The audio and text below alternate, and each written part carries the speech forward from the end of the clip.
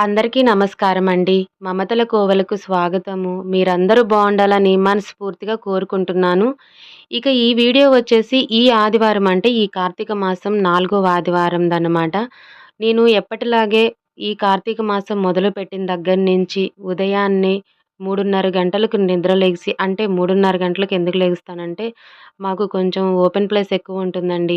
నేనందుకని ఇంకా అదంతా శుభ్రం చేసుకొని, ఇంకా గేట్ బయట ముగ్గులు అవన్నీ వేసుకోవాలి అంటే, నేను ఆ టైంకి లెగిస్తే గానీ, నాకు బ్రహ్మముహూర్తంలో పూజ అవ్వదనమాట. అందుకనే నేను 3:30 గంటలకు లెగిసి, ఇక ఇల్లంతా శుభ్రం చేసుకొని, ముగ్గులు అవన్నీ వేసుకొని, ఇక స్నానాలు అవన్నీ చేసిన తర్వాత ఫస్ట్ తులసమ్మ దగ్గర, ఉసిరి చెట్టు దగ్గర దీపారాధన చేసుకొని, తర్వాత మెయిన్ గుమ్మం దగ్గర, గేట్ బయట దగ్గర గూడా దీపారాధన చేసిన తర్వాత నేను ఇంట్లో పూజ చేసుకుంటాను. ఈ కార్తీక మాసంలో మనం మొదట చేయవలసింది కార్తీక దామోదరుడికే కాబట్టి, అందుకని నేను మొదట తులసమ్మ దగ్గర, ఉసిరి చెట్టు దగ్గర పూజ చేసుకుంటాననమాట. ఇక పూజంతా అయిపోయిన తర్వాత మేము ఆ రోజు అనుకోకుండా అంటే ఎప్పటినుంచో అనుకుంటున్నాను. మా ఇంటి దగ్గర వాళ్ళు గూడా చాలా సార్లు వెళ్లారు. నేను వెళ్ళలేదు.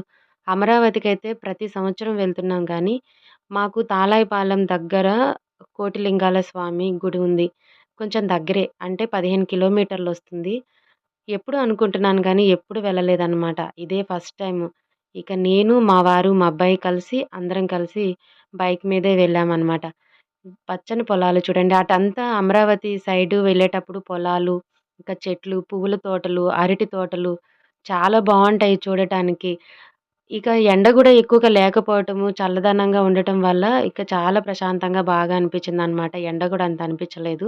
గుడికి వచ్చేసాము. గుడికి వచ్చే దారిలో దగ్గర కొంచెం అక్కడే రోడ్డు సరిగా ఉండదు. ఇక అంతా రోడ్లు బానే ఉంటాయి. అక్కడ రోడ్లు సరిగా ఉండదు. కొంచెం ఇబ్బందిగా అనిపిస్తుంది. చాలా జాగ్రత్తగా వెళ్ళాలి. వచ్చేసామండి.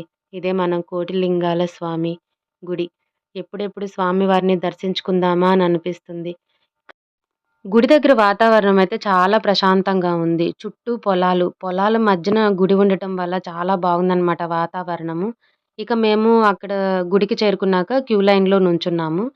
కొంచెం రష్‌గానే ఉంది. జనం ఆ రోజు బానే ఉన్నారు. ఇక్కడ ఏంటంటే గుడి లోపలికి వెళ్ళిన తర్వాత స్వామివారి దర్శనానికి వెళ్ళేటప్పుడు మనకి కుడివైపు బ్రహ్మదేవుడు, ఎడమ వైపు విష్ణుమూర్తి ఉంటారనమాట ఆలయంలోకి. ఈ గుడిలో మాత్రం నేను ధ్వజస్తంభాలు 5 చూసానండి. ఈ మెయిన్ ఎంట్రన్స్ దగ్గర మాత్రం 4 ఉంటాయి పక్క పక్కన. వెనక భాగంలో ఒకటుంటుంది. ఇదిగోండి స్వామివారిని మనం ఎంట్రన్స్‌లోకి వెళ్ళని దగ్గర నుంచే స్వామివారు మనకు దర్శనం ఇస్తూనే ఉంటారనమాట. స్వామివారు అభిషేకాలు జరుగుతున్నాయి.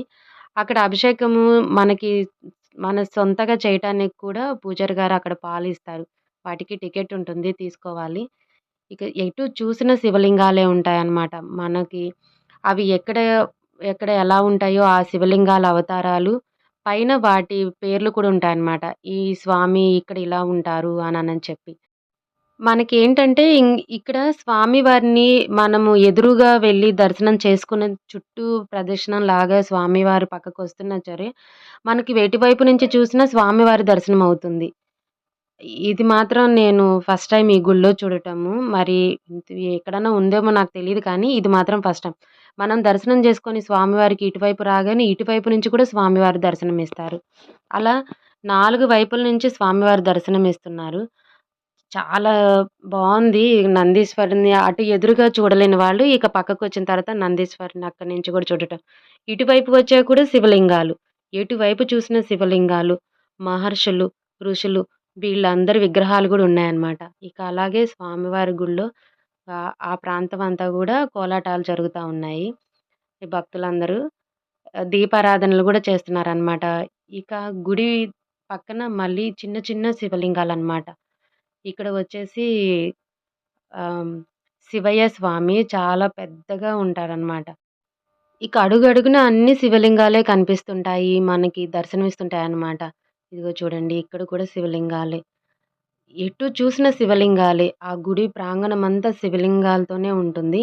ఇక పక్కన గోశాల గూడా ఉందనమాట. అక్కడ మనము వాటికి గడ్డిలాగా ఏదైనా పెట్టాలనుకుంటే పెట్టొచ్చు. అక్కడి నుంచి కొంచెం ముందుకొచ్చిన తర్వాత కోటిలింగేశ్వర స్వామికి కళ్యాణం జరిగిస్తారు. ఈ ప్రాంతమంతా హాల్ బావుంది.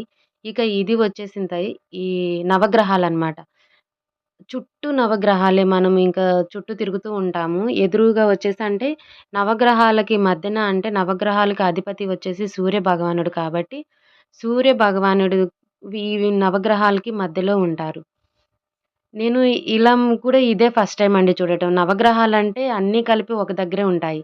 కానీ ఇక్కడ మాత్రం ఇలా నవగ్రహాలు చుట్టూ నవగ్రహాలే మధ్యన ఇది చూడండి. ఇది సూర్య భగవానుడనమాట. నవగ్రహాలకు అధిపతి సూర్య భగవానుడు గాబట్టి మధ్యలో ఉన్నాడనమాట. ఆ చుట్టూ ఆ నవగ్రహాలకు మధ్యన స్వామివారి రథం చూడండి. 7 గుర్రాలతో ఎంత బావుందో. ఇక అక్కడ అందరూ గూడా దీపారాధనలు చేస్తున్నారు. పూజ. ఇక్కడ చూడండి శివలింగంతో గూడా చేశారు. చాలా బాగుంది. ఇది కూడా శివలింగాలనమాట. ఆ గుడి పైన స్వామివారిది ఆహ్, గర్భగుడి పైన గుడి ఉంటుంది. అక్కడ గూడా శివలింగాలే. ఎటువైపు చూడండి శివలింగాలే ఉంటాయి. మనకి శివలింగాలే ఎక్కువ కనిపిస్తాయన్నమాట. ఇక్కడ వచ్చేసి వాయులింగం, అగ్నిలింగం అని 5 రకాల 5, 5 రకాల్లో 5 లింగాలు దర్శనమిస్తాయన్నమాట మనకి పైన.